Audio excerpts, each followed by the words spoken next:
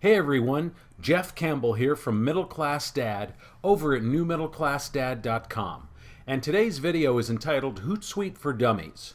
If you're not familiar with the program Hootsuite, it's a social media post scheduler.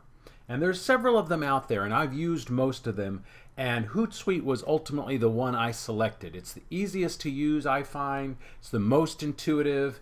And in this video, I'm going to prove to you that you can get started on Hootsuite in just a few minutes. So let's dive into Hootsuite for Dummies.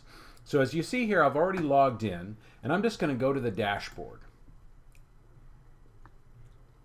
It's going to default to my streams, my social network streams, essentially, all the pages that I'm connected to on all the social media sites that I have interfaced with Hootsuite.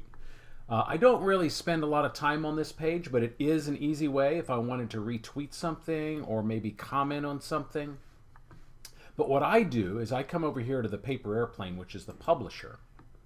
That's where I spend most of my time. As you see, it defaults to the Scheduled tab, which shows you all of the posts that are upcoming, that have been scheduled to go out either in a few minutes or over the next few days. If we need to, we can go over here to Past Scheduled and see everything that's already been scheduled. In other words, these are things that I had scheduled previously that have already gone out to my social networks. And if I need to, I can look at this by list, day, week, or month. But this place, this Scheduled tab showing the upcoming posts, is where I spend 99% of my time. And you can see I've got a few going out later today, tomorrow, and over the next few days. And if we're ready to create a new scheduled post, I just click here where it says Compose Message. And let's say I want to send out a tweet that says, what's your favorite, if I could spell correctly, feature for Hootsuite? Again, if I could spell correctly. And if I want to send that to Twitter, I just come over here and click on the Twitter icon. I also have Facebook and Instagram connected as well. If I want to add a link, like a URL, I can either type it here, or I can come down here. If I want to shrink it, in other words, if it's a really long URL, you can cut and paste it in here or manually type it. And then hit the shrink button, and it'll shrink it for you, just kind of like the Bitly website does. The primary benefit of shrinking a URL, especially a long one, is to save characters. In the old days, Twitter used to be very restrictive on the number of characters you had available for any given tweet. They recently expanded that, and you can see here, this is how many characters I have left. So in real time, you'll see, or you should see, oh no, I guess you won't because it's the URL. But in real time, you should see that go down as I type. In this case, I don't really want a URL. I just want to ask a question on Twitter.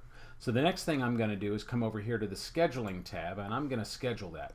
Twitter, traditionally the best times to post on Twitter are Monday through Friday between 12 and noon. Of course, your industry could vary from that, but I'm going to schedule this for next Monday, and I'll just leave it at the default, which is 12:50, and then I'm going to hit the schedule button, and that is it.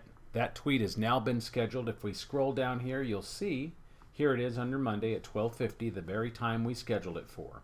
Now let's say after I've scheduled that, I want to change it in some way. I click the little pencil icon, the edit button, and from here I can change the text. I could add a link. I could also add an image by clicking this attach media little paperclip guy.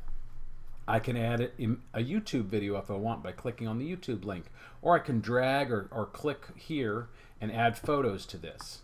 In this case, I'm not really going to make those changes, and in fact, I'm not going to keep this tweet because it's just for demonstration purposes. A couple of other things to show you, all right, is again, I showed you the different networks that I have connected. I've got Twitter, Facebook, and LinkedIn. I could add another one. These are all the ones that are currently available. There's YouTube, Instagram. You could, I don't know why you would schedule a blog post via WordPress this way exactly, when you can just schedule that within your own WordPress site. Instagram, a couple of things to point out here. didn't used to interface particularly well with any scheduling program because it required you to still manually go in and post it live in the Instagram app on your phone or your device. They recently modified that, and so if you have a business Instagram profile, you can now post directly in a scheduled fashion from a site like Hootsuite, which is a great feature. Instagram used to be way behind the times in that regard, and I'm glad they recently made that change. Now, another thing to point out here is you can see here I've got 26 out of 30 messages scheduled. My plan, which I use the free plan, only allows for 30 messages to be scheduled at any given point in time.